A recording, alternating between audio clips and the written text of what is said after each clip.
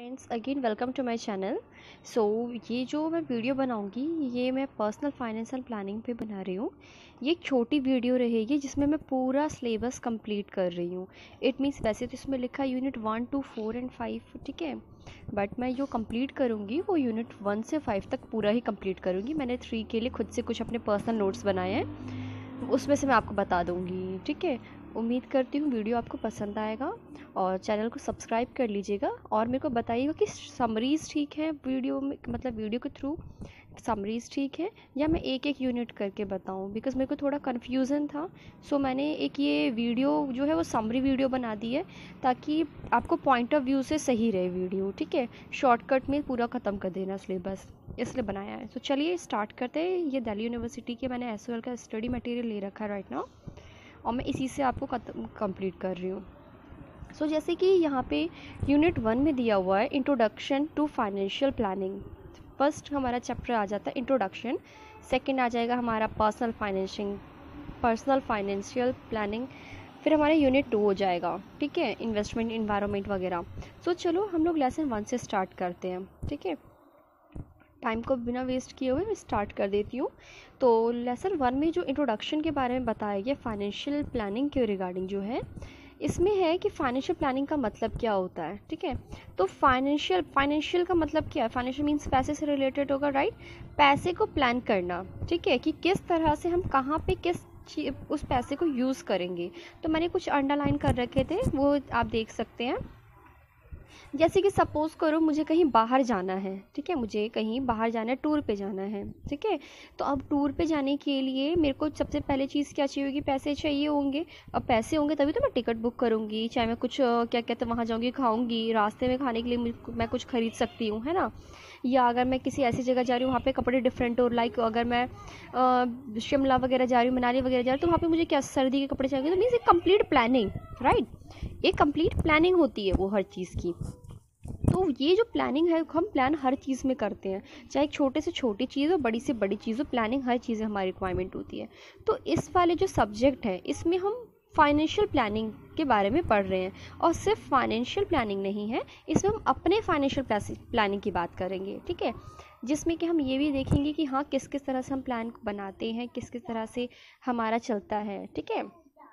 So financial planning का क्या है? देखिए, financial planning is the task of determining how a business will be afford to achieve its strategic goal and objectives। Normal सी चीज़ जैसे कि मैंने अभी आपको बताया कि फाइनेंशियल मतलब पैसे रिलेटेड है, ठीक है।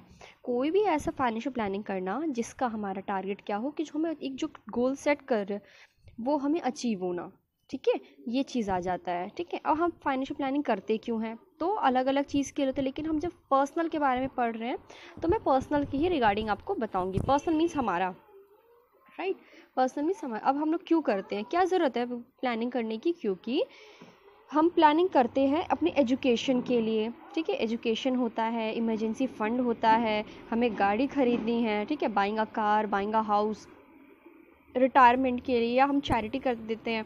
तो ये सारी चीज़ें जो है ये हमारी ये सब पैसों से ही तो रिलेट करती है ना। तो ये सारी की सारी जो हमारी आ जाएंगी ये फाइनेंशियल प्लानिंग में आ जाती हैं, ठीक है। जैसे ये देखिए ऊपर लिखा हुआ है ना, what are you planning for education, मैंने अंडरलाइन कर दिया, आप देख लीजिएगा। समरी वीडियो इसीलिए मैं शॉर्ट में बता रही हूँ। हम क्या कहते हैं, अब जैसे हमने एजुकेशन के लिए है, ठीक है, इमरजेंसी फ़ंड, सपोज़ हम बीमार वगैरह हैं या पैसे की कमी, अगर जैसे लॉकडाउन पड़ गया था, अगर जिसने अपनी सेविंग करके रखी होती, इमरजेंसी फंड्स में रखे होते तो वो यूज़ कर सकते हैं।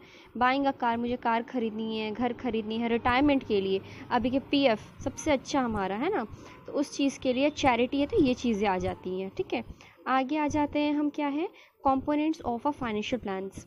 कॉम्पोनेंट्स में क्या आ जाएगा? जैसे कि budgeting and tax planning, managing your liquidity, financing your large purchase, protecting your assets and income, investing your money, planning your retirement and state। जब जैसे बजटिंग में मैंने क्या कर दिया, एक नॉर्मल से छोटा सा बताया है। Budgeting is the process, again repeat कर रही हूँ, budgeting is the process of forecasting future expense and saving. First आगे बजट करना यार, नॉर्मल सा बजट, ठीक है। उसके बाद इसको स्टेप्स में डिवाइड कर दिया गया है, ठीक है। उसके बाद आपका ये है सेकंड स्टेप है आपका स्टैब्लिशिंग योर इनकम, कि मतलब जो फर्स्ट है हमारा बजट को कैसे किया जाए, कैसे बजट बनाया जाए अपना जो टैक्स प्लानिंग के लिए, वो है ये। ठीक है, तो मैंने अंडरलाइन कर दिया है, ये एग्ज़ाम के पर्पज़ से मैंने अंडरलाइन किया है। सपोज़ अगर इससे रिलेटेड कोई क्वेश्चन आए तो जो इंपॉर्टेंट है वो मैंने कर दिया है। ठीक है, कम में ज़्यादा चीज़ वो चीज़ कर दी है। ठीक है, क्रेडिट मैनेजमेंट वगैरह। ठीक है, तो ये चीज़ें मैंने इसमें कर दी है। नाउ ये देखिए, ये है इसमें planning and for financing, planning for protection of assets and income. ठीक है, उसके बाद प्लानिंग फॉर इन्वेस्ट करना ना, इन्वेस्टिंग में के लिए प्लानिंग, रिटायरमेंट के लिए प्लानिंग, ये चीज़ें आ जाती हैं। अब चलो आ जाते हैं ग्लोबली एक्सपेक्टेड डेवलपमेंट। 6 स्टेप्स इसके हैं। ठीक है, इसके कितने स्टेप्स हो जाएंगे? 6 स्टेप्स हो जाएंगे। ठीक है, एक होता है शॉर्ट टर्म, एक होता है मतलब किस में आ जाता है ये, फर्स्ट जो इस्टेब्लिश फाइनेंशियल गोल्स हैं उसके 3 टर्म्स हैं। एक है शॉर्ट टर्म गोल, एक इंटरमीडिएट टर्म गोल एंड एक है long term.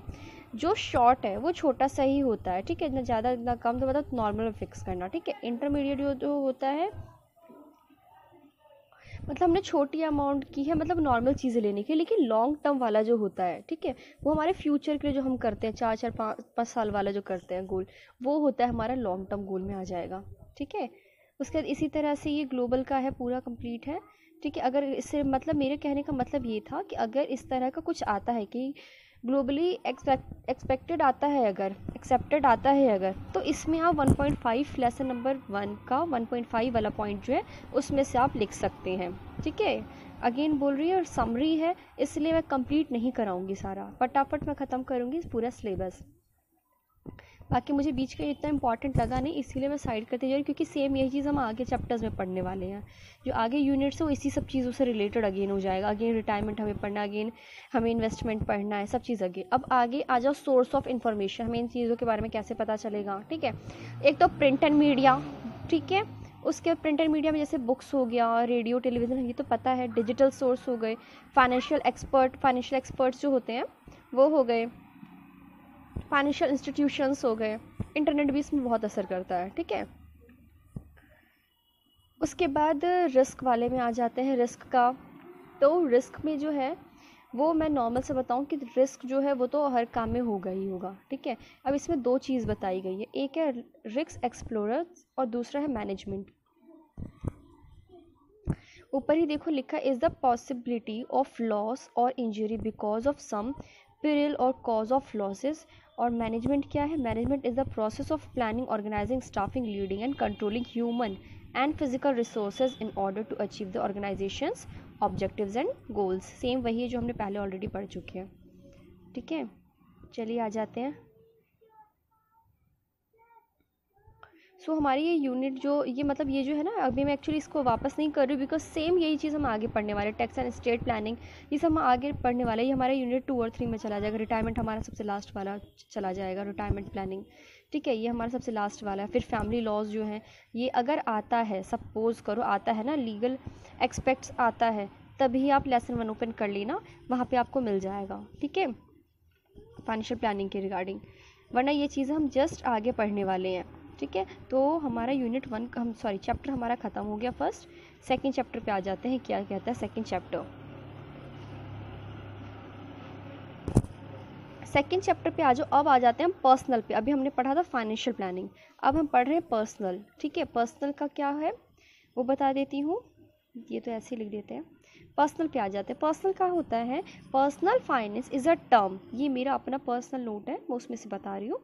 Personal finance is a term that cover managing your money as well as saving and investing. क्या है पर्सनल फाइनेंस? वो है जो एक ऐसा मनी जो कि कवर करता है आपकी सेविंग को और इन्वेस्ट भी। ठीक है, इन्वेस्टिंग।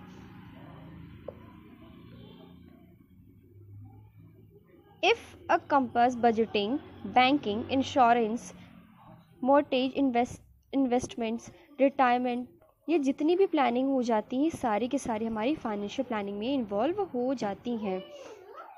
ठीक है, अब क्या है इसके प्रोसेसेस क्या क्या है वो जैसे लिखा हुआ है, identifying current financial situation, risk. ठीक है, मैनेजिंग रिस्क भी होता है ना, उसके बाद goal, mapping of assets, identifying risk. Means short में ये कि हम अगर पर्सनल फाइनेंस वाले में से अगर आता है what is the process of personal finance, so आप इसमें ये वाले लिख सकते हैं प्रोसेस क्या क्या है, ठीक है। तो ये देखो इसका शॉर्ट में ये मैंने लिख रखा है वैसे अपने पास, ये आप लोग के लिए, ठीक है। उसके बाद फाइनेंशियल गोल आप कैसे बनाते हैं उसके बारे में बताया गया है कि गोल आप कैसे बनाते हैं, ठीक है।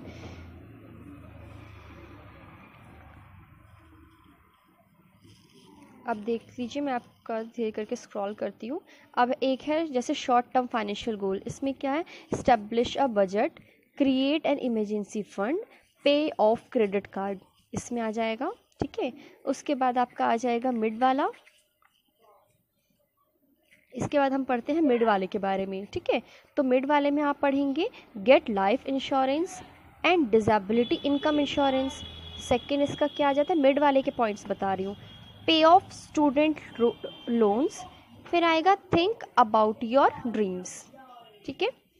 अब लॉन्ग वाले में आ जाते हैं, ये देखिए ना, मैंने अभी जस्ट आपको बताया ना, get life insurance and disability income insurance, जो है वो दोनों लाइफ इंश्योरेंस में ही आ गया, ठीक है। गेट लाइफ इंश्योरेंस, फिर उसका थिंक अबाउट योर ड्रीम्स और पे ऑफ स्टूडेंट लोन्स। उसके बाद लास्ट आपका जो लॉन्ग टर्म वाला है, उसमें आपका लॉन्ग टर्म, जैसे सुनने में लग रहा है लॉन्ग टर्म, उसमें एस्टिमेट योर रिटायरमेंट नीड, है ना। रिटायरमेंट में जो नीड होगी उसके लिए तो भी हमें सोच के चलना पड़ेगा ना, तो इसीलिए estimate your retirement need, you can became a discipline saver and investor several ways, अगर आप इसमें देख लीजिए, ठीक है। अब है how financial planning affects your cash flow, cash flow पे कैसे करता है वो देख लेना आप। इनफ्लो एंड आउटफ्लोज है, वैसे आता नहीं है लेकिन अगर आएगा तो आप इसमें से लिख सकते हैं, लेसन नंबर 2 है, ठीक है। उसके बाद आपका है फाइनेंशियल प्लानिंग। फाइनेंशियल प्लानिंग अगर लाइफ साइकिल अप्रोच आता है, life cycle approach, I am again repeating, life cycle approach, तो फिर आप इसमें से लिख सकते हैं, लेसन नंबर 2 में से है ये, ठीक है। ये इतना इंपॉर्टेंट नहीं क्योंकि पिछली बार के मैंने 3-4 साल के पेपर ऑलरेडी चेक कर लिए हैं, इतना नहीं आता है। जो जैसे ये है ना, अभी देखो रिटायरमेंट प्लानिंग है, टैक्स प्लानिंग है, इन्वेस्टमेंट, ये ऑलरेडी हम आगे पढ़ेंगे ब्रीफली में, इसीलिए मैं इसमें नहीं कर रही हूँ टाइम वेस्ट, ठीक है। मैं सीधे इसको आगे बढ़ाई जा रही हूँ क्योंकि ये नॉर्मल सी चीज़ है, इसलिए मैं इसमें टाइम नहीं वेस्ट करूँगी। Evaluation of tax saving instrument, tax saving के लिए पीएफ है, इंश्योरेंस प्लान है, ठीक है। उसके बाद सेविंग स्कीम्स कुछ आ जाती हैं, फिर 5 साल का जो बैंक का है एफडी वगैरह वो आ जाती हैं, तो इसलिए ये हो जाएगा जिसमें आप अपने टैक्स को बचा सकते हैं। लेसन 2 ख़त्म, यानी कि हमारा यूनिट 1 ख़त्म हो चुका है। अब आ जाते हैं हम यूनिट 2 पे, ठीक है। लेसन 2 के साथ साथ हमारा यूनिट 1 ख़त्म हो गया। अब हम यूनिट 2 पे आ जाते हैं, जिसका फर्स्ट वर्ड ही समझ में आ गया, इन्वेस्टमेंट इन्वायरमेंट।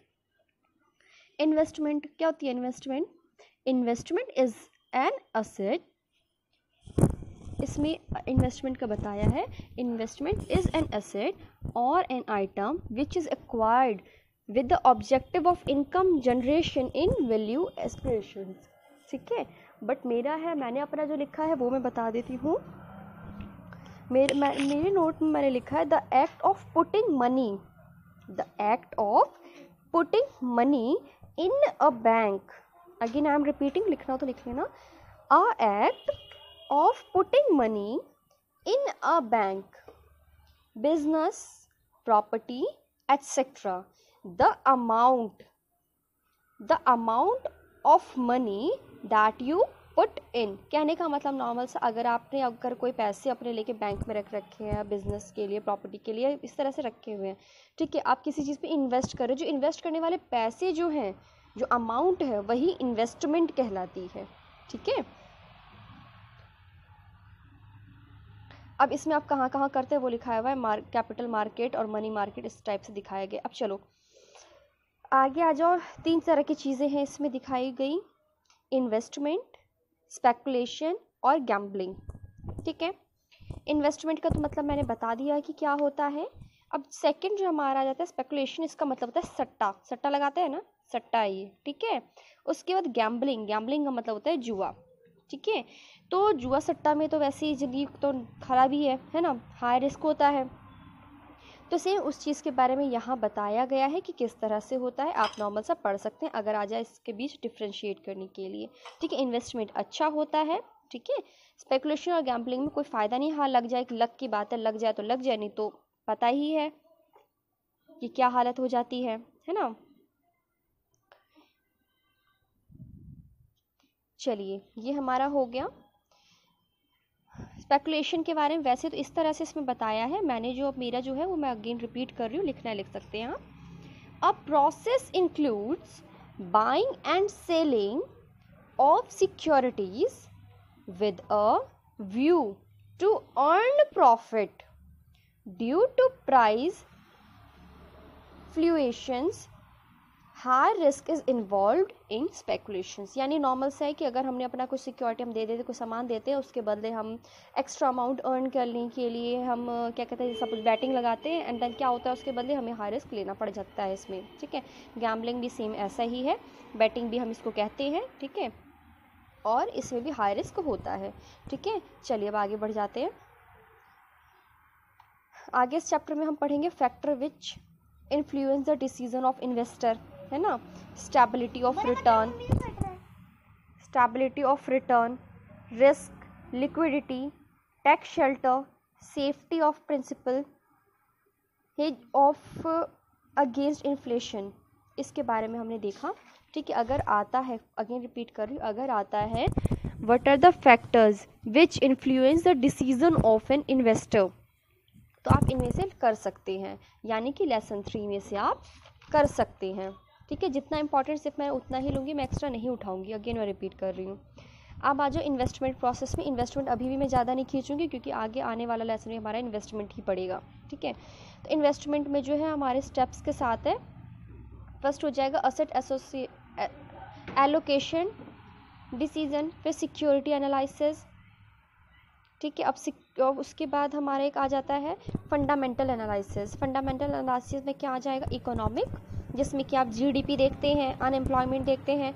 इंडस्ट्री एनालिसिस कौन से हो जाते हैं, जिसमें डिमांड सप्लाई का रिलेशनशिप रहता है। और फिर कंपनी एनालिसिस क्या होता है, जिसमें रिस्क रिटर्न होता है, क्वालिटी ऑफ मैनेजमेंट एट्सेट्रा वगैरह वगैरह, ठीक है। ये खत्म होने के बाद हमारा आ जाता है पोर्टफोलियो मैनेजमेंट। पोर्टफोलियो मैनेजमेंट अभी मैं फिर अगेन रिपीट कर रही हूँ, मैं ज़्यादा ब्रीफली नहीं करूँगी बिकॉज आगे फिर ये लेसन आ जाएगा, ठीक है। आगे भी है अगला लेसन। पोर्टफोलियो मैनेजमेंट क्या है, portfolio management is the dynamic function of analysing.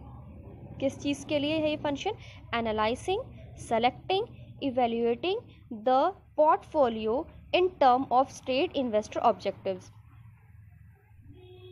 ठीक है।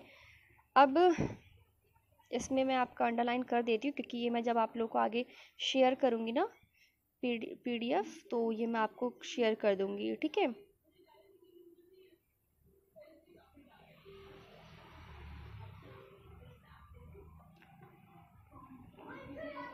ये मैं आप लोगों के साथ शेयर कर दूँगी, ठीक है। एक तो होता है रियल एसेट और एक होता है फाइनेंशियल एसेट, ठीक है। आपको पता है रियल एसेट में क्या क्या होता है, जो रियल में से कि plant, building, machinery, gold, silver. और फाइनेंशियल वाले में क्या होता है, जैसे कि हमारे लोन एंड डिपॉजिट्स हो गए, ठीक है, कोई शेयर्स हो गए हमारे, तो ये चले जाते हैं उसमें, ठीक है। अब टाइप ऑफ इन्वेस्टमेंट अपॉर्चुनिटीज़, ये हम आगे फिर वापस पढ़ेंगे, ठीक है। जैसे लोग एफडीज वगैरह करते हैं, म्यूचुअल फंड्स वगैरह में पैसा लगाते हैं ना, या अलग अलग डिफरेंट चीज़ें हैं, ठीक है। अब आ जाओ इक्विटी शेयर। इक्विटी शेयर का मैं बता रही हूँ। इट इज़ इश्यूड, इसमें है मेंशन क्या जो मैं बताती हूँ, it is issued to the general public. Equity share holder do not enjoy and preferential rights with regard to repayment of capital and dividend. उसके बाद आपका इसमें आगे आ जाएगा बॉन्ड। इसमें आपका आ जाएगा आगे बॉन्ड क्या होता है, समथिंग दैट जॉइन 2 और मोर पीपल और a group of people together. इससे ज़्यादा कुछ नहीं। बॉन्ड का मतलब एक ही होता है, समथिंग दैट जॉइन 2 और मोर पीपल और group of people together. Bond मतलब एक ऐसी चीज़, ऐसा कुछ जो कि दो लोगों को या किसी बड़े ग्रुप को जोड़ने में मदद करे, वो सारा बॉन्ड में चला जाता है। म्यूचुअल फंड क्या होता है भाई, ये आगे है, मैंने शायद से ये एडवांटेजेस डिसएडवांटेजेस वगैरह हैं, सो मैं ये करूँगी नहीं। बॉन्ड जो मैंने अभी आपको बताया, शॉर्ट में समझाया, वही है बॉन्ड। आता है क्वेश्चन इसलिए मैंने बता दिया कि अगर बॉन्ड वाले, वैसे आता नहीं है, मतलब मैं आपको बता रही हूँ, अगर क्वेश्चन आता है ऐसे में तो लेसन 3 में बॉन्ड के बारे में लिखा हुआ है काफ़ी सारे, जैसे जंग बॉन्ड, फ्लोटिंग रेट बॉन्ड, ठीक है, तो आप इसमें से कर लेना। अब आगे आ जाओ म्यूचुअल फंड। म्यूचुअल फंड क्या होता है?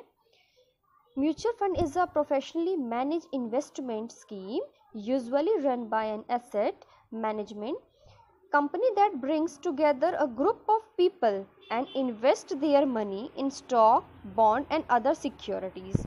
ठीक है, वैसे इसके बारे में काफ़ी बड़ा मैंने छोटा सा बताया, वीडियो को पॉज करके अपना कर लेना, वैसे मैं PDF शेयर कर दूंगी। ठीक है, इसमें ये लिखा नहीं है, मैंने खुद से अपना किया है। ठीक है, नाउ आगे हम पढ़ेंगे FD के बारे में, यानी फिक्स डिपॉजिट के बारे में। फिक्स डिपॉजिट क्या होता है? फिक्स डिपॉजिट का मैंने कर रखा है that an agreement with a bank in which you leave your money in an account for a particular length of time in order to get a higher rate of interest, that is fixed deposit। Okay, fix deposit यानी FD। ठीक है, इसके ऊपर हमें क्या कहते हैं, मिलता भी है, इंटरेस्ट रेट भी मिल जाते हैं। आगे हमारा आ जाता है, और भी इसमें आ जाता है, इसमें एक मिनट को चेक करने दीजिए, हाँ है ना। आगे हम पढ़ते हैं पब्लिक प्रोविडेंट फंड यानी PPF। क्या होता है ये? इसका ही मेरा अपना है। It is a long term investment scheme, I am again repeating that, it is a long term investment scheme with a lock in period of 15 years. ये एक लॉन्ग टर्म स्कीम है, इन्वेस्टमेंट स्कीम है जो कि lock रहती है, कितने 15 साल के लिए।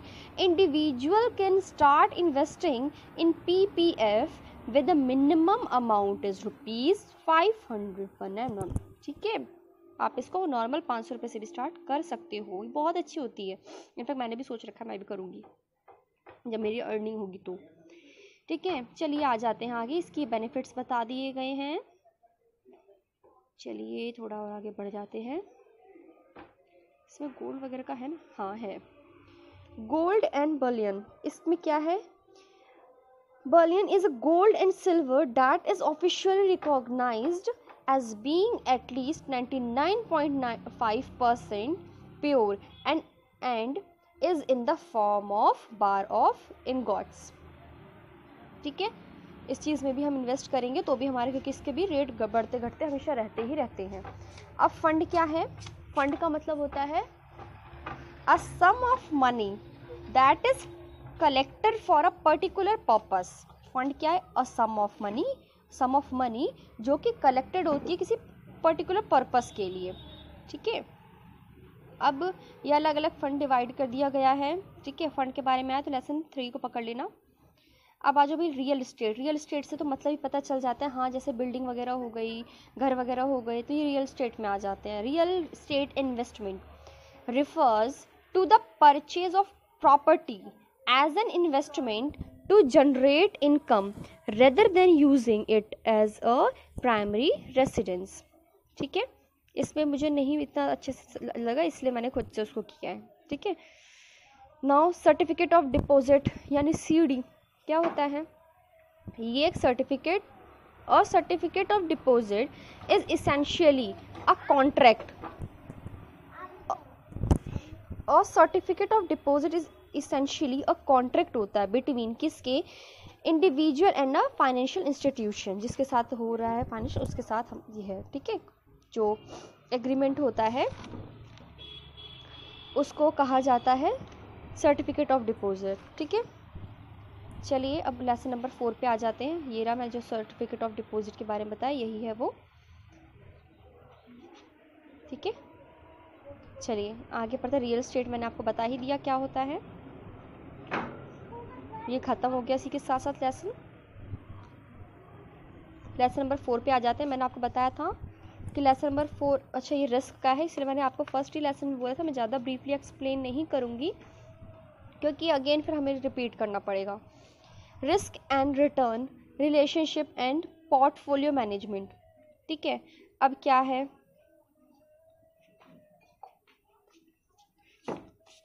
Investment objectives are mainly two types. Investment के जो ऑब्जेक्टिव्स होते हैं मेनली टू टाइप के होते हैं। ठीक है, स्पेसिफिक मेजर रिस्क ऑब्जेक्टिव्स, इसमें दो पार्ट, इसमें है आपका first specific measure of risk, investor willingness, investors ability. उसके बाद है सेकंड नंबर आपका रिटर्न ऑब्जेक्टिव। दो पार्ट में क्या है, फर्स्ट होगा रिस्क, सेकंड हो जाएगा return. Risk and return, return में भी सेम इसी तरह का है, specific of return, desired return, required return and specific return objectives. ठीक है, अब मैं आपका एक बार इसको बता देती हूँ क्या है। ठीक है, the risk return spectrum is the relationship between the amount of return gained on an investment and the amount of risk. और रिस्क क्या होता है, पहले तो मैंने आपको बता दिया कि रिटर्न कहाँ पे गेन होता है। ठीक है, and the amount of risk undertaken in that investment. अब the more returns out the more risk that must be undertaken. ठीक है, अब रिटर्न क्या है, रिवार्ड ऑफ इन्वेस्टमेंट आप समझ सकते हैं, रिवार्ड ऑफ इन्वेस्टमेंट आप रिटर्न को समझ सकते हैं। अब ये जो होती है ये अलग अलग पार्ट में डिवाइड होती है। ठीक है, इसमें अलग है, मेरे पास तो अलग ही है, चलिए मैं बता देती हूँ। रियलाइज्ड रिटर्न, रियलाइज्ड कौन सी होती है, the return which have been earn, जो हम ऑलरेडी अर्न कर चुके हैं वो होती है हमारी रियलाइज्ड रिटर्न। और एक्सपेक्टेड रिटर्न क्या होती है, जो हम एक्सपेक्ट करते हैं, अभी हमने इतना किया आगे हमें कितना मिल जाएगा, हमारी एक्सपेक्टेड रिटर्न होती है।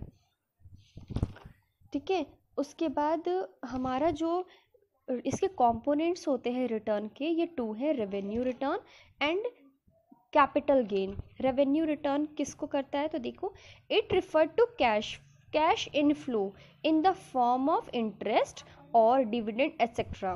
ठीक है, और ये कभी नेगेटिव नहीं होगा। ठीक है, ये कभी भी ज़ीरो नहीं होता। अगर कंपनी अगर जैसे जिसका हमने शेयर अगर लॉस में जा रही तो फिर भी कुछ ना कुछ हमें मिलेगा, एकदम ज़ीरो नहीं हो जाएगा। और सेकंड हमारा आ जाता है capital gain, is the change in price of asset. ये एसेट में चेंज हो सकता है, जैसे कि कुछ चीज़ें उसके बदले हमें कुछ मिल जाए तो एसेट में चेंज हो जाता है। टैक्स इशू वगैरह ये चीज़ें नहीं है, मैंने इसको पढ़ के देख लिया, इतना वो नहीं है।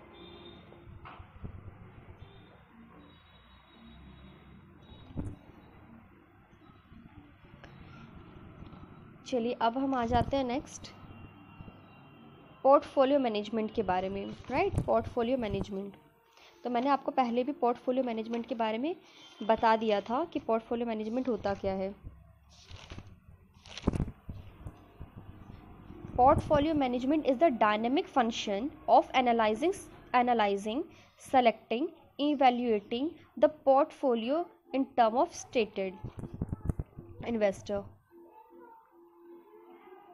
इसमें मेंशन है, इसमें मेंशन नहीं है। ठीक है, मैं आपको अपने जो मैंने मेरे पर्सनल नोट्स हैं मैं आपके साथ शेयर कर दूंगी, जो मैंने बना रखे हैं। ठीक है, चलिए आगे बढ़ते हैं। ये इम्पॉर्टेंट नहीं था, मैंने पढ़ लिया इसको। इन्फ्लेशन इफेक्ट्स क्या पढ़ेंगे इन्वेस्टमेंट पे। Time value of money, time value of money क्या होता है, टाइम के साथ अगर पैसे का जो इन्वेस्ट करना वही टाइम वैल्यू ऑफ मनी कहला जाता है। ठीक है, ये अलग अलग टाइप में डिवाइड होता है, जैसे कि हम कुछ फ्यूचर के लिए गोल करके रखते हैं।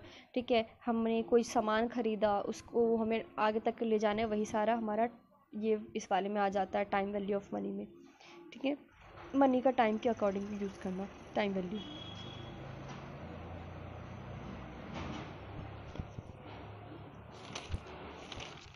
उसके बाद नेक्स्ट हमारा आ जाता है डाइवर्सिफिकेशन। इसमें हम क्या पढ़ते हैं, ये ना पोर्टफोलियो से रिलेट करता है, ठीक है, ये हमारा पोर्टफोलियो से रिलेट करता है। जहाँ पे हमने पोर्टफोलियो के लिए एक वर्ड पढ़ा था, अगेन उसका मैं थोड़ा चेक कर बताती हूँ आपको पोर्टफोलियो का।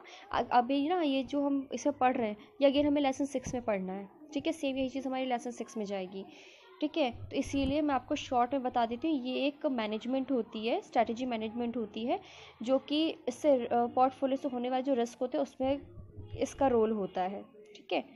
अब इसके बारे में हम लेसन 6 में पढ़ेंगे, इसीलिए मैं आगे बढ़ा रही हूँ, वीडियो को फटाफट से ख़त्म कर रही हूँ। सोर्स क्या क्या है, primary data and secondary data, ये इंपॉर्टेंट नहीं है ये बिल्कुल भी, ये मैंने रीड कर लिया था। म्यूचुअल फंड्स में ऑलरेडी बता चुकी हूँ, उसको ब्रीफली में बता दिया थोड़ा सा किस किस तरह से होते हैं, पोर्टफोलियो का क्या क्या इसके ऊपर रिलेट करते हैं। अगर क्वेश्चन आता है तो उसमें से करना, अदरवाइज नहीं। अब आ जाओ lesson number 5, risk aversions and profiling. Risk, ये इसमें भी आपको शॉर्ट में बता देती हूँ। रिस्क की जो प्रोफाइल होती है उसमें आपका 3 पार्ट देखा गया है, रिस्क रिक्वायर्ड, रिस्क कैपेसिटी और रिस्क टॉलरेंस, ऐसा आपको दिखा दिया जाएगा, आगे देख लो आप, ठीक है। रिस्क रिक्वायर्ड क्या है वो आप देख लो, to achieve the client's goal from the financial resource available, ठीक है। उसका रिस्क कैपेसिटी क्या, is the level of financial risk the client can afford to take, और टॉलरेंस क्या है, is the level of risk is the client is comfortable with, ठीक है। तो टॉलरेंस वाले में ये आ जाता है। अब क्या है भाई, आगे बढ़ जाते हैं।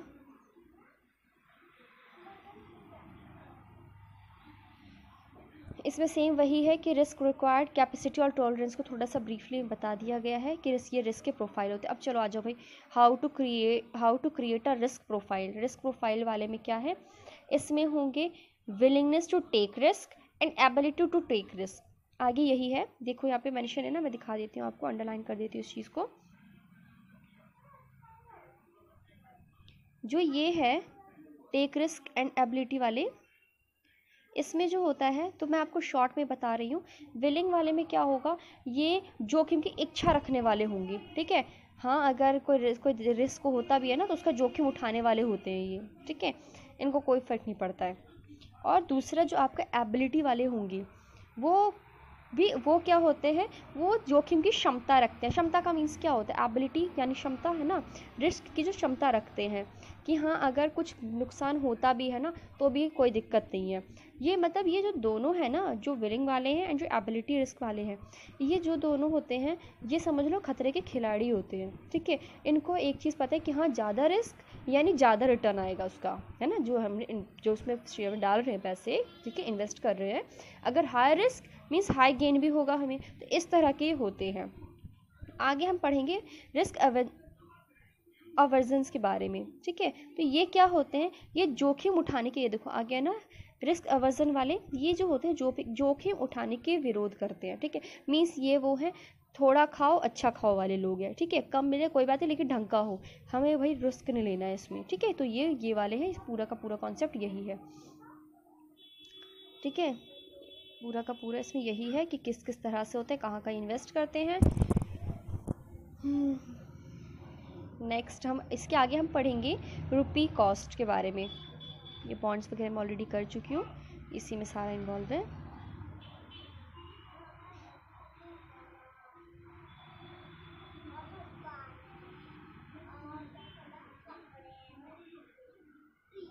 एसेट्स क्लासेस, उसके बाद इन्वेस्टमेंट एंड रिटर्न,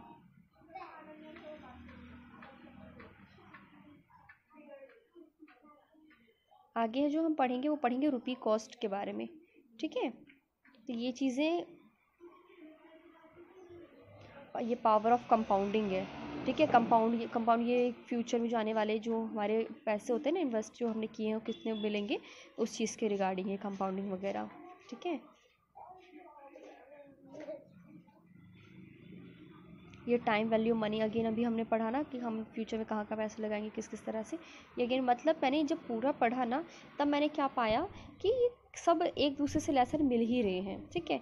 तो चलो भाई रुपी कॉस्ट एवरेजिंग के बारे में पढ़ लेते हैं। क्या है, an approach in which an approach in which you invest a fixed amount of money. कौन सा अप्रोच? जिसमें क्या हम इन्वेस्ट करते हैं, क्या हम फिक्स्ड करते हैं amount of money at regular intervals. कैसे तरह में? Regular interval. This in turn ensures that you buy more shares of an investment when prices are low। ठीक है, कब खरीदना है शेयर्स को या कब इन्वेस्ट करना है? जब price are low and less when they are high. और जब उसको कब छोड़ देना है शेयर को? जब वो हाई हो जा रही है। ठीक है, इसमें आता है ये अलग अलग बता रखा है, आप देख लेना। अगर आएगा रुपी कॉस्ट के बारे में तब आप इसमें लेसन नंबर 5 को देख लेंगे। ठीक है, अब हम फटाफट आ जाते हैं लेसन 6 के ऊपर, क्योंकि हमारे बहुत सारे लेसन हैं अभी बाकी। पोर्टफोलियो मैं आपको ऑलरेडी बता चुकी हूँ पोर्टफोलियो क्या होता है, पर बस अब मैं फटाफट से आपके साथ एक शेयर कर देती हूँ। ठीक है, portfolio is a collection of financial investment. Like कैसा पोर्टफोलियो, किस चीज़ का कलेक्शन है? फाइनेंशियल इन्वेस्टमेंट करता है कैसी चीज़ें में? जैसे कि stocks, bond, commodities, cash and cash equivalents. ठीक है, उसके बाद अब पोर्टफोलियो में contain a wide range of assets including real estate. इतना चीज़ सिर्फ ये नहीं सिर्फ कि क्या कहते हैं स्टॉक बॉन्ड से पैसे लगे हो गया, इन्वेस्ट हो गया, ये बड़ी बड़ी जगह पे भी कहते हैं, जैसे कि रियल एस्टेट, आर्ट मतलब जैसे कि कुछ आपको पता है जो आर्ट म्यूजियम्स होते हैं वहाँ पे बड़ी बड़ी पिक्चर्स बनी होती है, वो पेंटिंग्स होती है, उस पर भी इन्वेस्ट होता है। ठीक है, उसको भी लोग खरीदते हैं, वो फ्यूचर में आगे बिकती भी हैं। और कुछ प्राइवेट इन्वेस्टमेंट्स। ठीक है, अब इसी में हमने तो पोर्टफोलियो के बारे में पढ़ लिया, इसके साथ रिस्क क्या क्या हो सकता है। ठीक है, उसमें टॉलरेंस वाला क्या है वो है। ठीक है, फिर बिल्डिंग ऑफ पोर्टफोलियो है, ये आ गया आपका बिल्डिंग ऑफ पोर्टफोलियो किस किस तरह से है। ठीक है, मैनेजमेंट ऑब्जेक्टिव्स हैं ये अलग अलग। पोर्टफोलियो है तो सीधे लेसन 6 ओपन कर देना, बिना सोचे समझे पूरा मिल जाएगा। ठीक है, उसके बाद डाइवर्सिफिकेशन क्या है? ये डाइवर्सिफिकेशन जो होता है, diversification is a risk management strategy that mix a wide variety of investment with in a portfolio. किस चीज़ में ये करता है स्ट्रेटेजी, किस चीज़ में इसके काम आती है? पोर्टफोलियो में। The relation behind the technique is that a portfolio constructed of different kind of assets. जो पोर्टफोलियो है कंस्ट्रक्ट किस चीज़ से हुआ? Different kind of assets. Will यानी दस्तावेज, will on average yield higher long term return and lower the risk of any individual holding or securities। ये इसमें आ जाता है। ठीक है, यानी क्या करता है उसमें जो होने वाली जो मतलब जितनी भी चीज़ें होने वाली उसको कम करने में डाइवर्सिफिकेशन काम करता है। डाइवर्सिफिकेशन जो है वो रिड्यूस करता है रिस्क को। ठीक है, किससे? जो पोर्टफोलियो से, जैसे हमने पोर्टफोलियो में लगाए पैसे, उसमें जो अगर कोई हमारे साथ मतलब रिस्क है तो उसको कम करने का काम ये कर देता है। ठीक है, तो इसी के अलग अलग पॉइंट है। अगर इसमें कुछ भी आए कॉन्सेप्ट में सीधे इसको पकड़ लेना। शॉर्ट में मैंने आपको बता दिया कि होता क्या है, कैसे वर्क करता है, ये आप इसमें देख रहे हैं। अब सीधे आ जाओ यूनिट तो हमारी 2 ख़त्म, 3 पे आ जाते हैं। यूनिट 3 हमारी क्या कहती है? तो इसमें यूनिट 3 है नहीं। ठीक है, इन शॉर्ट में आपको बताऊँ तो इसमें यूनिट 3 दी नहीं गई है। तो यूनिट 3 मैंने खुद से अपनी क्रिएट की है, वो मैं आपको बता देती हूँ। यूनिट 4 पे आप रुकिए, मैं यूनिट 3 बता देती हूँ। यूनिट 3 में हम पढ़ेंगे पर्सनल टैक्स प्लानिंग। मतलब कि जो हम पर्सनल जो हमारे पैसे हैं हम उसको इन्वेस्ट कर रहे हैं अलग अलग जगह पे। ठीक है, तो उसमें हम टैक्स की प्लानिंग कैसे है? तो टैक्स प्लानिंग से मतलब क्या? पहले जो हमने अलग अलग जगह पे अपने पैसे टैक्स मतलब इन्वेस्ट कर रहे, तो हम ऐसी कौन सी जगह पे इन्वेस्ट करें अपने पैसे जहाँ पे हमारा टैक्स भी कम लगे और हमारा बेनिफिट भी हो जाए? तो इसीलिए हम पढ़ेंगे पर्सनल टैक्स प्लानिंग। ठीक है, टैक्स प्लानिंग का मतलब क्या है? Tax planning is the analysis of a financial situation or plan to ensure that all elements work together। ठीक है, ये क्या है? Analyse of financial situation. क्या कह रहे हैं? एनालाइज करता है फाइनेंशियल सिचुएशन को और प्लान को। किस चीज़ के लिए इंश्योर करता है? कि एक साथ काम करें। ठीक है, work together to allow you to pay the lowest tax possible. जितना कम से कम टैक्स हो सके वो पे करने के लिए। ठीक है, a plan that minimise how much you pay in taxes is referred to as tax efficient. Tax planning should be an essential part of an individual investor financial plan. ठीक है, अब नाउ फटाफट, क्योंकि ये फर्स्ट पॉइंट में था, मतलब मैंने जब सिलेबस में से मैंने बनाया इसको, तो सिलेबस में फर्स्ट पॉइंट जो था वो था टैक्स प्लानिंग क्या है, सेकंड था स्ट्रक्चर क्या है। तो स्ट्रक्चर तो हमें पता ही है, दो पार्ट में होता है, डायरेक्ट टैक्स और इनडायरेक्ट टैक्स, है ना। तो डायरेक्ट टैक्स क्या होते हैं, वो टैक्सेस होते हैं जो कि टैक्स डायरेक्ट हम गवर्नमेंट तक पहुंचा देते हैं। एग्जांपल हो गया इनकम टैक्स और प्रॉपर्टी टैक्स। नेक्स्ट आ जाइए, इनडायरेक्ट टैक्सेस कौन से होते हैं, वो टैक्सेस होते हैं जिनका हम गुड्स और सर्विसेज अगर हम किसी को ले रहे हैं तो एंड देन हम उसके बदले जो हम पे करते हैं, हम यहाँ पे गवर्नमेंट को नहीं पे करते, यहाँ पे हम कंपनी को पे करते हैं। सपोज मैंने एक एलसीडी खरीदी है, टीवी, अब मैंने क्या किया, एलजी की एलसीडी खरीदी। अब उस एलजी की एलसीडी पे मैं गवर्नमेंट को जाके टैक्स नहीं दूंगी। यहाँ पे क्या करूँगी, मैंने जितनी की टीवी ली है उसमें मेरा टैक्स इंक्लूड होगा एंड देन वो आगे सबमिट हो जाएगा। ठीक है, मतलब वो जो कंपनी है एलजी जो है वो आगे गवर्नमेंट तक वो टैक्स पहुंचा देगी। ठीक है, सो हमने इतना भी देखा। नाउ नेक्स्ट जो पीडीएफ में हमें दिया था वो दिया था steps of personal tax planning. Steps क्या क्या है, तो सबसे पहले तो understand your gross annual income. इसमें क्या है कि आपकी जो इनकम है ग्रॉस जो है आपकी, वो आपको पता होना चाहिए, जो कि कहाँ से आ सकती है, आपकी सैलरी से, प्रॉपर्टी से, कैपिटल गेन जो है, मतलब कंप्लीट आपकी इनकम कितनी है। तो क्या है, the first step include understanding your total income from all sources. जितने भी सोर्सेज हैं, कोई भी सोर्सेज हो, वहाँ से आपकी टोटल इनकम जो आ रही है उसको आपको जानना ज़रूरी है। फिर रिड्यूस योर टैक्सेबल इनकम। ठीक है, जो आपकी उसको आपको रिड्यूस करना है, क्या जो टैक्सेबल इनकम है। जैसे if you are an employ you can restructure your salary to optimize tax। कैसे थे, saving through the different type of tax planning. जैसे ऑफिस में एचआरए मिलता है, ठीक है, वो क्या होता है, हाउस रेंट अलाउंस होता है, या मेडिकल का मिलता है, दोनों तरह से होता है, तो आप ये दोनों कर सकते हैं। ठीक है, अब आगे क्या है, ये क्या है, टैक्स की प्लानिंग है, मीन्स हम अपना कैसे टैक्स बचा सकते हैं। ठीक है, चोरी नहीं है, टैक्स बचाना है। Use tax saving investment. ठीक है, अब टैक्स सेविंग इन्वेस्टमेंट का क्या मतलब है वो हम देख लेते हैं। ओके, तो यहाँ पे क्या है, are the various tax saving investment under section 80C of the income tax act. Investing is these fund can get you tax exemption up to ₹1.5 lakh. अब सपोज़ करो कि आपके अगर 1.5 लाख तक के लिए यहाँ पे एग्जाम्प्ट किया हुआ है, किस किस चीज़ के लिए, अगर आपका पीपीएफ है यानी कि पब्लिक प्रोविडेंट फंड है, लाइफ इंश्योरेंस है कोई सा, या इक्विटी लिंक्ड सेविंग स्कीम आपकी है, या एफडी कहीं पे करा रखी है यानी फिक्स डिपॉजिट, या आपकी एनएससी है, तो इनमें 1.5 लाख तक का एग्जम्पशन आपको दे रखा गया है। ठीक है, तो ये तो हमारे अभी कुछ स्टेप्स हैं। अब हम आगे देखते हैं कि आगे कौन से स्टेप्स हैं। ठीक है, तो आगे हमारा आ जाता है 4th नंबर पे है take help of family member to save the tax. इसमें हेल्प कैसे हम ले सकते हैं, जैसे देखो क्या लिखा है, if you are living in a property owned by your parents, मतलब तुम्हारे पापा का अपना घर है, तो उसमें क्या करो, ऑफिस की तरफ से बता दो कि हमें हमें एचआरए देना पड़ता है, तो हम इसमें भी अपना सेव कर सकते हैं, है ना। या हम एक इंश्योरेंस, हेल्थ इंश्योरेंस करते हैं, जो 60 साल से नीचे हैं उनके लिए 50,000 तक का है, जो 60 साल से ऊपर है उनके लिए 55 है। सपोज़ करो कि अगर आपके पापा हैं, मम्मी हैं, आपकी वाइफ है और आपका एक बच्चा है, ठीक है, उसमें क्या है कि जो पापा मम्मी है वो तो 60 साल से अगर ऊपर है तो आप उनका 55 हो जाएगा, और ये दो जो है उनका क्या हो जाएगा, 50 रहेगा। ठीक है, अब क्या, अगर सारे के सारे 60 है, इंश्योरेंस की बात हो रही है, जिसके लिए इंश्योरेंस है उसकी बात हो रही है, अगर सारे के सारे 60 साल से ऊपर के हैं तो सबका 60,000। ठीक है, चाहे मम्मी पापा जिसकी भी हम इंश्योरेंस करवा रहे हैं, इन सब जगह पे जहाँ पे है, इन सब जगह पे आपको जो इनकम टैक्स में एक्सेम्प्ट कर दिया जाता है। ठीक है, अब क्या है, keep tax proof handy for verification. The tax man can ask for last 7 year documents.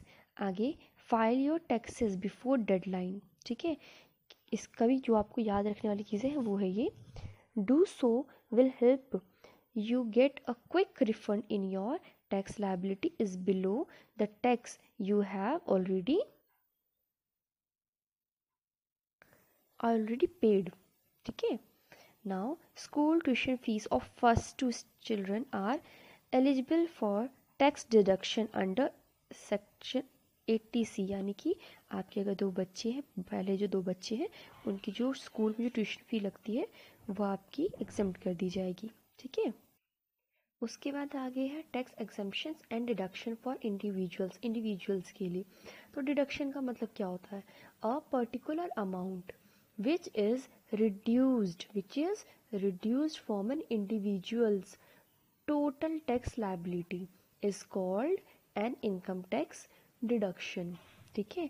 जैसे कि इसमें हमारे ऑफिस में पीएफ भी कटता है लोगों का, ठीक है, या एनपीएस किसने कर रखा होता है वो कर डिडक्ट होता है, तो ये डिडक्शन में आ जाता है, ठीक है। ये एक टाइम के लिए मतलब लंबे समय के लिए सेव होता रहता है। अब एग्जम्पशंस क्या होते हैं? A particular income which is exempt from tax and thus not included in one's total tax liability is called an income tax exemption. जैसे हाउस रेंट हो गया, मतलब एचआरए आपका हो गया, ठीक है, या लॉन्ग टर्म कैपिटल गेन हो गया, इस तरह का, ठीक है। उसके बाद all serve for tax saving but what all serve for tax saving but tax avoidance. अब अच्छा, आपका जो आगे नेक्स्ट आएगा ना, वो चैप्टर में आ रहा है आपका अवॉइडेंस था, ठीक है, तो इसके बारे में हमें पढ़ना है, ठीक है। अब avoidance aim to minimize tax while the tax evasion हम पढ़ते थे ना, अवॉइडेंस एंड इवेशन, उसके बारे में आपका नेक्स्ट है, तो आप लोग को तो अच्छे से पता होगा, ठीक है। बट फिर भी इसको मैंने बस नॉर्मल से इसका डेफिनेशन लिख दिया था, ठीक है। Tax evasion is deemed a form of not paying tax. Tax planning on the other hand help business to ensure tax efficiency। ये मैं अपना छोटा सा नॉर्मल में लिख दिया था कि टैक्स की बचत के लिए, मतलब जो सर्व है वो टैक्स अवॉइडेंस, टैक्स में बचाव करता है, ठीक है, मतलब, और ये इवेशन जो होता है वो चोरी वगैरह, मैंने ऐसे लिख दिया था, ठीक है। तो ये तो मेरा यूनिट 3 मैंने ऐसे कंप्लीट की है, ठीक है। चलो यूनिट 4 की तरफ चलते हैं। यूनिट 4 में इसी से आपका शॉर्ट में बता देती हूँ। वैसे तो मेरी बहुत मोटी है, पूरी की पूरी मेरी देख रहे हो आप, ये पूरी की पूरी मैंने इसी से कंप्लीट की है, ठीक है, पूरा फाइनेंस का ही है। बट अब फटाफट यूनिट 4 कर देते हैं, जो कि मैंने सिर्फ वीडियो के पर्पज से बनाया। इंश्योरेंस प्लानिंग का क्या, अब हमने पढ़ लिया टैक्स हमें बचाना है। अब हमें पता चल गया अच्छा जी इंश्योरेंस हमारा बच सकता है ना। इंश्योरेंस करने से इंश्योरेंस हम प्लान कर सकते हैं। इतना सारा हमने पढ़ा, यूनिट 1 2 3 पढ़ के ख़त्म कर दी।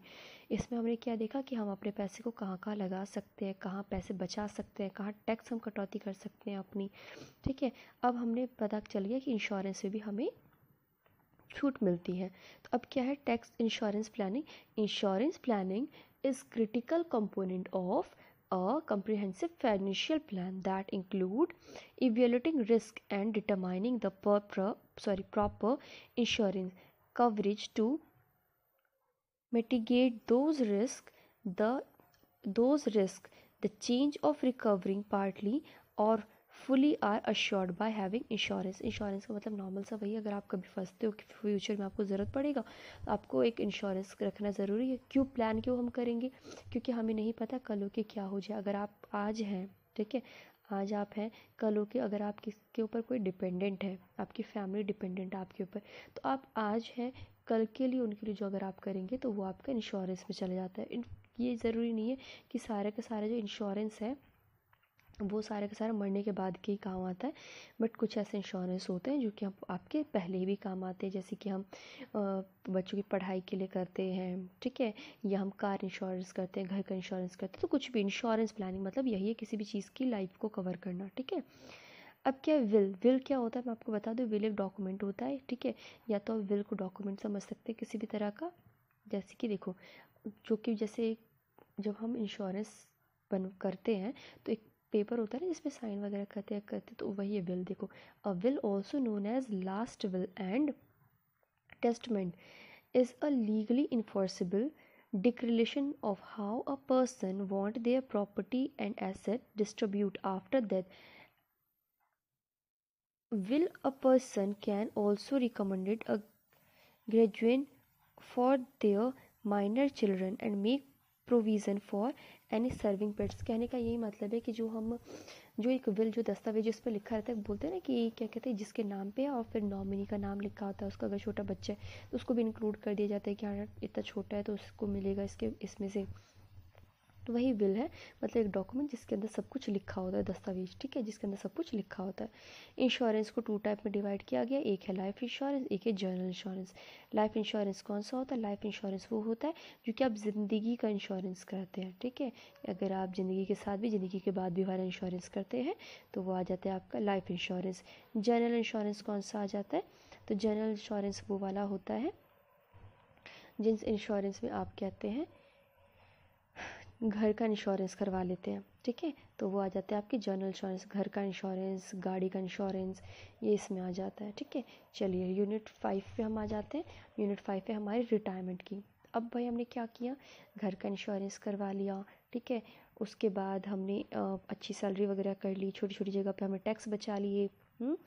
अब हम क्या करेंगे, हमने पोर्टफोलियो मैनेजमेंट भी देख लिया, ठीक है। हमने म्यूचुअल फंड्स देखे क्या होते हैं, स्टॉक मार्केट देखे। अब सब कुछ हमने कर लिया। अब हमारे पास हम होने वाले बूढ़े कुछ समय में, ठीक है। तो उसके लिए हम पहले से प्लान करेंगे ना, तो वही आ जाता है रिटायरमेंट प्लानिंग, ठीक है। रिटायरमेंट प्लानिंग का क्या है, उसमें जो डिफरेंट डिफरेंट चीज़ें, एक तो हो जाएगा क्रेडिट वर्ड पढ़ने में आएगा, ठीक है। उसके बाद फिर हाउस फाइनेंशिंग हाउस आ जाएगा, फिर मॉर्टेज लोन होता है, फिर रिजर्व मॉर्टेज होता है। इनके बारे में चैप्टर में दिया गया है, ठीक है। तो ये मैंने शॉर्ट में बस बना रखा है, मैं उसमें आपको बता देती हूँ। क्रेडिट क्या है? क्रेडिट एक वो अमाउंट होती है, क्रेडिट यानी क्रेडिट कार्ड से भी ले सकते हो। क्रेडिट एक वो अमाउंट होती है या एक चीज़ होती है जिसके लिए आपको पहले कुछ पे नहीं करना पड़ता है, ठीक है। पहले आपको कुछ पे नहीं करना पड़ता। आप क्या करते हैं, पहले यूज़ कर लेते हैं। अब क्या होता है, एक क्रेडिट कार्ड होता है हमारे पास, ठीक है। हमें अगर कुछ जाके शॉपिंग करनी है तो हम क्या करते हैं, पहले जाके हम शॉपिंग कर लेते हैं, है ना। और बाद में हम इसका यूज़ करते हैं शॉपिंग करने के लिए। अब क्या होता है कि जो हमने यूज़ किया है उसके बदले में हम बाद में कार्ड में पैसे, मतलब जो जिस बैंक से हमने लिया है उसको हम पैसे दे देते हैं, बस, ठीक है। तो हमारा क्रेडिट होता है। ऐसे जितना आगे बढ़ता है उतना हमारा अच्छा होता है, ठीक है, हमारे लिए। मतलब जैसे सिबिल्स होते हैं ना, तो सिबिल्स वगैरह भी अच्छी होती हैं, और जितना ज़्यादा हम पे करेंगे उतनी हमारी क्रेडिट लिमिट अच्छी होगी, तो इसको क्रेडिट कहा जाता है, ठीक है। चलिए नेक्स्ट हम आ जाते हैं फाइनेंशिंग हाउस। अभी हमने पढ़ा था ना आगे जनरल इंश्योरेंस में, तो वैसे ही फाइनेंशिंग हाउस में, फाइनेंशियल हाउस में के लिए क्या क्या चाहिए। सबसे पहले अगर सपोज़ करो मेरे को घर ले रहा हूँ, लेना है मुझे, ठीक है, मैं घर ले रही हूँ, तो फाइनेंस तो होता है घर, उसमें क्या क्या पहले क्राइटेरिया चाहिए, ठीक है, कि किस तरह का घर है, क्या क्या उसमें होना चाहिए। फिर वैल्यूएशन भी हम देखेंगे, ठीक है, कॉस्ट भी देखेंगे, और लोन की इक्विटी भी देखेंगे हम। तो ये हमारा इसी में आ जाएगा। अब मॉर्टगेज लोन क्या होते हैं, ये वो लोन होते हैं, चलिए देखते हैं। अ टाइप ऑफ लोन, ये एक लोन के टाइप का होता है। टेकन टू परचेज होम, ये कौन सा लोन होता है जो कि होम खरीदने में हेल्प करता है। By definition a mortgage is a legal instrument by which the home became collected for a loan. मतलब कि जब पता है, जब ये पूरी चीज़ें ओके हो जाती है ना, मतलब लोन के लिए अप्रूव्ड हो जाता है, तो उसके बाद ये लोन मिलता है, जिसके बाद घर जो है वो कह दिया जाता है हाँ इस घर पे लोन हो सकता है, ठीक है। अब रिजर्व वाला क्या होता है, इसमें इसमें जो that enable to borrower to assess the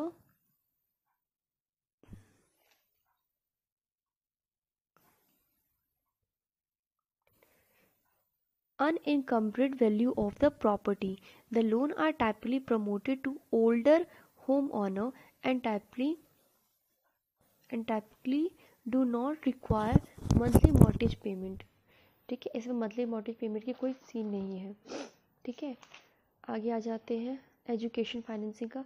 education का भी फाइनेंस होता है। इसमें क्या होता है कि जो हम लोन लेते हैं ना, तो उसमें या तो लोन जो होता है वो बच्चे के हिसाब से दे दिया जाता है, या तो पेरेंट्स के उसके अकॉर्डिंग दे दिया जाता है कि हाँ फैमिली में कोई है वो इसका लोन का पे करेगा, ठीक है।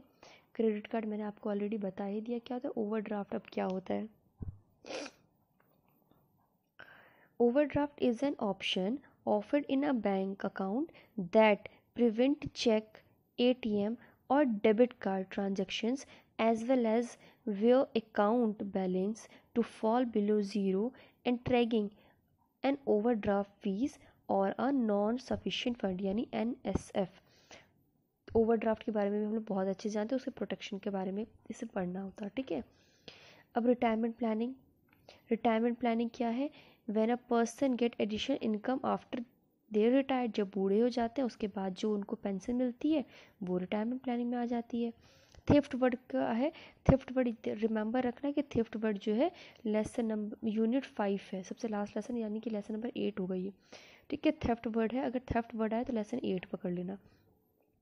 when a person when a person for personal gain use your personal information without your permission, यानी कि एक मैं एग्जांपल देती हूँ, आपकी एक राशन वाले की दुकान पे जान पहचान है, एग्जांपल है बस इसका, ये नहीं कि राशन किससे ले लो आप इसको, एक राशन वाले की दुकान से आपकी जान पहचान है, ठीक है। थेफ्ट यानी थीव जैसा लग रहा है सुनने में, राशन वाले से जान पहचान है, ठीक है। आपने अपने एक दोस्त को बताया भाई मेरी इससे जान पहचान है, मैं इससे यहाँ से सामान लेता हूँ। उसने क्या किया, आपके दोस्त ने जाके उसके यहाँ से 2-3 हज़ार रुपये, 4 हज़ार, 5 हज़ार रुपये का सामान उठा लिया आपके नाम पे, आपके जो खाता वाला जो होता है, ठीक है, उसमें लिखवा दिया कि हाँ उसके है। तो मतलब क्या है, उसने आपकी इन्फॉर्मेशन, आपकी चीज़ों का यूज़ किया, ठीक है, और आपको पता भी नहीं इस बारे में, तो वो ये आइडेंटिटी थेफ्ट में चला जाएगा। उम्मीद करती हूँ आपको वीडियो पसंद आया होगा। मैंने शॉर्ट में वीडियो को बनाने की बहुत कोशिश की, इससे ज़्यादा शॉर्ट मुझसे नहीं बन पाई, ठीक है। और मैं इसका जो लिंक होगा टेलीग्राम का मैं आपको डिस्क्रिप्शन में शेयर कर दूँगी, और मेरी प्रीवियस वीडियो भी ज़रूर देख लेना अगर वो अच्छी लगी होगी, क्योंकि प्रीवियस वीडियो में मैंने आपको मैनेजमेंट का यूनिट फर्स्ट बता दिया था। तो यूनिट का जो फर्स्ट था हमारा, उसमें ये था कि मेरे को पता चल जाएगा कि मैं यूनिट यूनिट करके बनाऊँ या शॉर्ट समरीज बना के चैप्टर्स ख़त्म कर दूँ, ठीक है। सो चलिए, बाय बाय, गुड नाइट।